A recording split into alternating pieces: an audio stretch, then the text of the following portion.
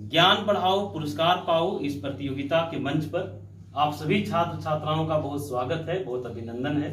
चलिए हम लोग बिना समय बर्बाद किए इस प्रतियोगिता को शुरू करते हैं। और आज प्रतिभागी के रूप में 6 स्टूडेंट बैठे हैं, नेहा, अमीशा, कुंती, मनीषा, सुमन और रोशन। आप लोग इस प्रतियोगिता का पहला पड़ाव कंप्लीट कर लिए हैं। आप लोग वीडियो क्लास अटेंड किए और नोट्स भी बना लिए हैं। अब चलिए दूसरा पड़ाव, आप लोगों को प्रश्न दिया जा रहा है। जो सबसे फास्ट जवाब देंगे वैसे उनमें से एक छात्र का चयन होगा जो सबसे फास्ट जवाब देंगे। चलिए आप लोग अपना प्रश्न लें और जल्दी से बनाना शुरू करें। चलो लोग,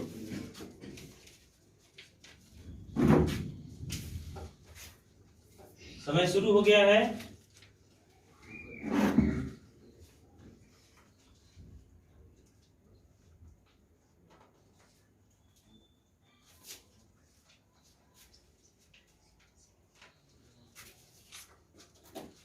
चलिए सबसे पहला जवाब सुमन जी का है, अनुराग का है।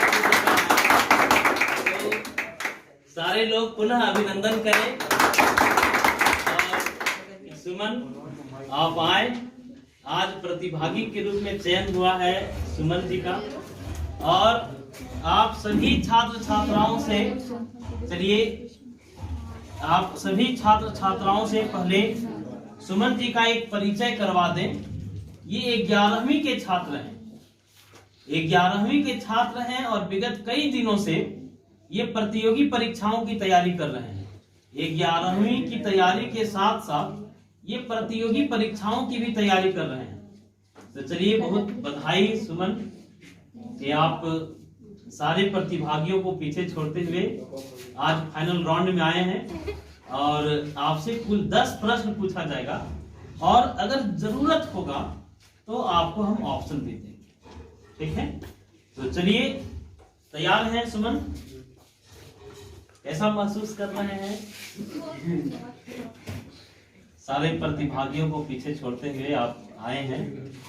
चलिए तो ध्यान से सुनिएगा और आप लोग भी प्रश्नों को ध्यान से सुनिएगा, ठीक है। और इनका हौसला अफजाई कीजिएगा सुमन जी का। सुमन आपसे पहला प्रश्न है, पहला प्रश्न ध्यान से सुनिएगा। जन योजना के प्रतिपादक का नाम बताना है। जन योजना के प्रतिपादक M.N. राय हैं। बिना ऑप्शन का ये बताए हैं और बहुत सही जवाब है। दूसरा प्रश्न है सुमन आपसे, आपको बताना है 14 व्यावसायिक बैंकों का राष्ट्रीयकरण कब किया गया? Option they. ऑप्शन ए है पहली पंचवर्षीय योजना में, दूसरी पंचवर्षीय योजना में, तीसरी पंचवर्षीय योजना में और चौथी पंचवर्षीय योजना। ऑप्शन डी है चौथी पंचवर्षीय। ऑप्शन डी, वाह बहुत अच्छा, सही जानकारी है। 14 व्यावसायिक बैंकों का नेशनलाइजेशन चौथी पंचवर्षीय योजना में किया गया था 1969 में, ठीक है। चलिए अगले प्रश्न की ओर हम लोग आते हैं और आप बहुत अच्छा जवाब दे रहे हैं सुमन। बताइए, आपसे प्रश्न है लीड बैंक योजना के बारे में पढ़ें, अग्रणी बैंक योजना के बारे में पढ़ें।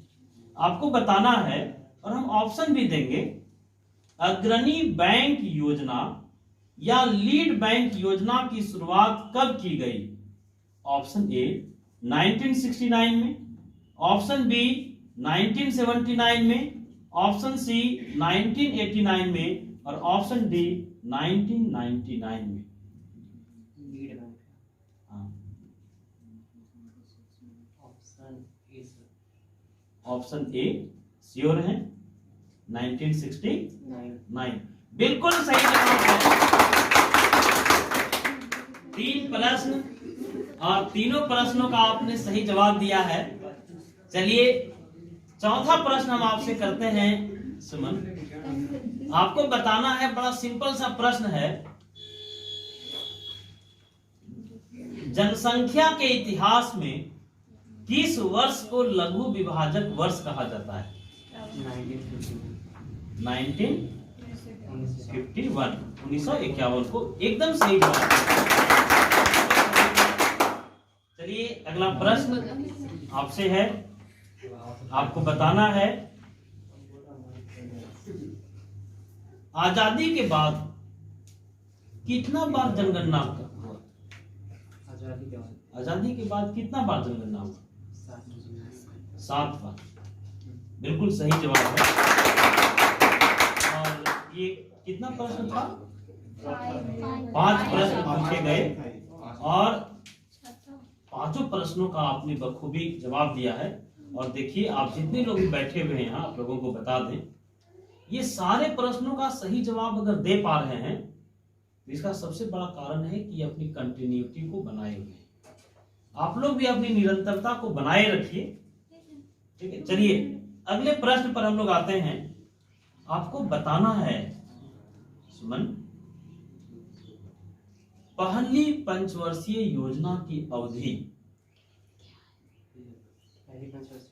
कब शुरू हुआ और कब समाप्त? 1 अप्रैल 1951 से 31 मार्च 1956। वाह। 6 प्रश्न और 6 प्रश्नों का सही जवाब। आप लोग देख रहे होंगे कि शायद ही किसी प्रश्न में हम इनको ऑप्शन दिए हैं। चलिए अगला प्रश्न है, दूसरी पंचवर्षीय योजना किस मॉडल पर आधारित है? दूसरी पंचवर्षीय योजना किस मॉडल पर आधारित था? ऑप्शन की जरूरत है। Option A Harrod Domar model, option B Mahalanobis model. दूसरी पंचवर्षीय योजना, एक पूरा ऑप्शन पहले सुन लें अनुराग जी, ठीक है। ऑप्शन ए है Harrod Domar model, option B Mahalanobis मॉडल, ऑप्शन सी वस्तु विनिमय मॉडल और ऑप्शन डी आगत निर्गत model. Option B. Option B कौन सा? महालनोबिस मॉडल। बहुत अच्छा, बहुत। देखिए आप सभी छात्रों को हम बता दें, प्रतियोगी परीक्षाओं में पेशेंस की जरूरत होता है। जल्दीबाजी में आप जानते हुए प्रश्न को गलत कर सकते हैं, इसलिए वहां बहुत धैर्य की जरूरत है। और अभी जैसा कि आप लोग देख रहे थे कि इनको जानकारी था दूसरी पंचवर्षीय योजना किस मॉडल पर था, लेकिन इनका कॉन्फिडेंस लूज हो रहा था। चलिए कोई बात नहीं। अनुराग जी आपसे अगला प्रश्न है, पहली पंचवर्षीय योजना किस मॉडल पर आधारित था? Harrod Domar model. बहुत अच्छा। 8 प्रश्न पूछे गए हैं अभी तक आपसे और 8 प्रश्नों के आप सही जवाब दिए हैं। अब चलिए आपसे प्रश्न है, स्वतंत्रता के बाद सबसे कम दशकीय वृद्धि दर किस वर्ष रहा? स्वतंत्रता के बाद सबसे कम दशकीय वृद्धि दर वाला जनगणना वर्ष बताना है।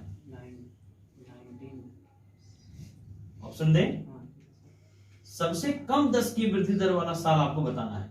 1951, 1961, 1971, 1981। सबसे कम दशकीय वृद्धि दर कब रहा?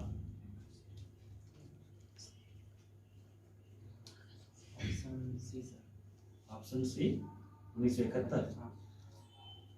अफसोस अनुराग जी, इस प्रश्न का आप सही जवाब नहीं दिए, लेकिन चलिए लाइफलाइन की बात थी, शुरू में बताया गया था आप लोगों को। तो इस प्रश्न के जगह में हम एक और प्रश्न आपसे पूछ रहे हैं, ठीक है। तो एक बात जान लो कि 1971 में सबसे ज्यादा दशकीय वृद्धि दर था, ठीक है, और इसका सही जवाब था 1951। चलिए एक बड़ा सिंपल प्रश्न है आपसे अनुराग जी, और हम उम्मीद कर रहे हैं कि इस प्रश्न का आप जवाब दे दीजिएगा। आपको बताना है, भारत के केंद्रीय बैंक आरबीआई का मुख्यालय कहाँ है? मुंबई। चलिए हम उस प्रश्न को रद्द कर दिए, उसके जगह में आपने इस प्रश्न का जवाब दिया और बिल्कुल सही जवाब। एक अंतिम प्रश्न, इस प्रतियोगिता का अंतिम प्रश्न है।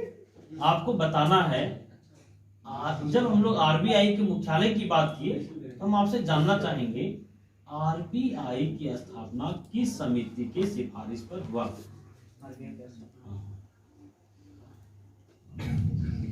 देख रहे थे कि इनसे जितने भी प्रश्न पूछे गए सारे प्रश्नों का अनुराग जी सही जवाब दिए, और अब अनुराग जी को हम लोग पुरस्कृत करेंगे। चलिए अनुराग जी, आपके या सुमन, इनका दोनों नाम है, सुमन भी है, ये अनुराग चाणक्य जी भी हैं, और अनुराग जी आप